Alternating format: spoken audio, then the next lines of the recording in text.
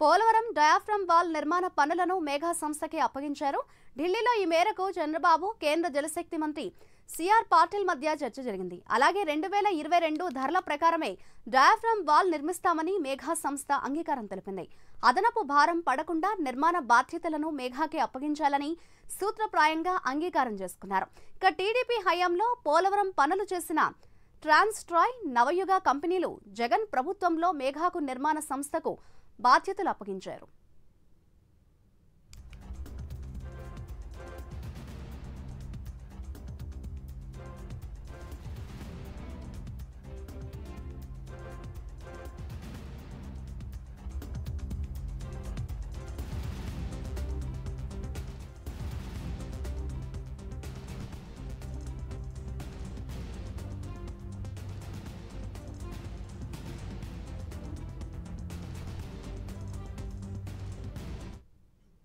Polavaram diaphragm నిర్మాణ పనులు మేఘా సంస్థకి అప్పగించినట్టుగా తెలుస్తోంది. ఇదే అంశంపై మరింత సమాచారాన్ని మా ప్రతినిధి రాంబాబు అందిస్తారు. రాంబాబు.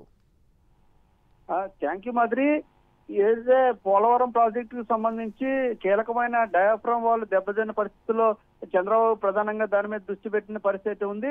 అదే రకంగా పనులు వేగవంతం చేసేందుకు కూడా చంద్రబాబు మొదటి నుంచి కూడా కృషి చేస్తున్న పరిస్థితి ఉంది. ఈ నేపథ్యంలోనే ఇప్పటికే అంతర్జాతీయ నిపుణుల సంఘం రావటం, వాళ్ళు 2 రోజులు నిన్న నివేదిక కూడా 53 పేజీల నివేదిక ఇవ్వటం కూడా జరిగింది. ఈ నేపథ్యంలో పనులకు సంబంధించి ఇప్పుడు ఎవరైతే జగన్మోహన్ రెడ్డి టైంలో ఎవరైతే ఏదైతే మేఘా కంపెనీ ఉందో మేఘా కంపెనీకి మళ్ళీ ఇవ్వాలని కూడా చంద్రబాబు నిర్ణయించినట్టుగా కూడా తెలుస్తుంది. ఎందుకంటే గతంలో తెలుగుదేశం పార్టీ సమయంలో పోలవరం ప్రాజెక్టుకు సంబంధించి మొదట్లో సేనయ్య కంపెనీ పనులు చేశారు. తర్వాత నవయుగ కంపెనీ, ట్రాన్స్ఫాయ్ కంపెనీలు కూడా త్రివేణి 4 సంస్థలు పోలవరం ప్రాజెక్టు సంబంధించి పనులన్నీ కూడా చేయడం జరిగింది. అయితే జగన్మోహన్ రెడ్డి అధికారంలోకి వచ్చిన తర్వాత రివర్స్ టెండరింగ్ పేరుతో మొత్తం ఈ సంస్థలన్నింటినీ పక్కన పెట్టి మేఘా సంస్థకే పోలవరం నిర్మాణ బాధ్యతలు అయితే చేపట్టడం జరిగింది.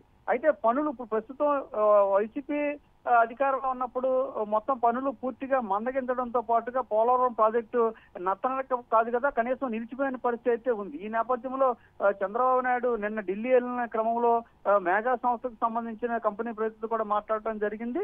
2022 ధరలకే తాము చేస్తామని, మేము కంటిన్యూ చేస్తామని కూడా చంద్రబాబుతో మేఘా సంస్థ ప్రతినిధులు చెప్పడం జరిగింది. ఈలోపు కేంద్ర మంత్రితో పాటు చంద్రబాబు కూడా ఈ విషయం మీద కేంద్ర మంత్రి సిఆర్ పాటిల్తో పాటుగా చంద్రబాబు కూడా ఇదే విషయాన్ని మీద దృష్టి సారించినట్టుగా తెలుస్తుంది. 2022 ధరలకే చేస్తామని మేఘా కంపెనీ చెప్పడంతో సూత్రప్రాయంగా వారికే ఈ ఏదైతే డయాఫ్రామ్ వాళ్ళకి సంబంధించి కీలకమైన ప్రాజెక్ట్ కూడా వాళ్ళకే కంటిన్యూ చేసే అవకాశం ఉన్నట్టుగా తెలుస్తుంది. ఏదైతే బావర్ కంపెనీ, అదే రకంగా ఎల్ఎన్టీ కంపెనీలు కూడా దీనికి అనుబంధంగా కూడా అక్కడ పనులు ఆల్రెడీ చేస్తున్నాయి.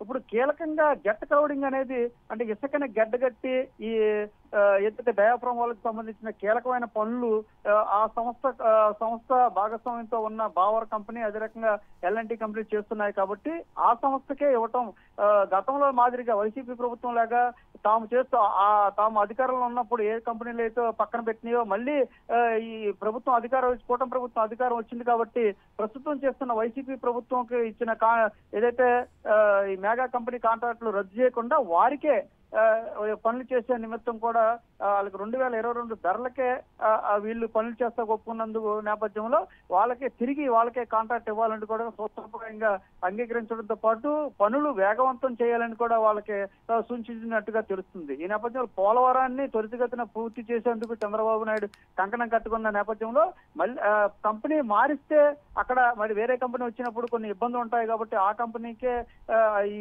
కాంట్రాక్ట్ ఇవ్వటం, మేఘా కంపెనీకే కాంట్రాక్ట్ ఇవ్వటం, కాకపోతే 2022 ధరలకే వాళ్ళు చేస్తానని హామీ ఇవ్వడంతో, త్వరితగతిన పూర్తి చేస్తామని హామీ ఇవ్వడంతో వారికే కాంట్రాక్ట్ ఇచ్చేందుకు కూడా చంద్రబాబు, అదే రకంగా కేంద్ర మంత్రి సిఆర్ పాటిల్ కూడా సిద్ధమైనట్టుగా కూడా తెలుస్తుంది. మాదిరి. Right, thank you Rambabu.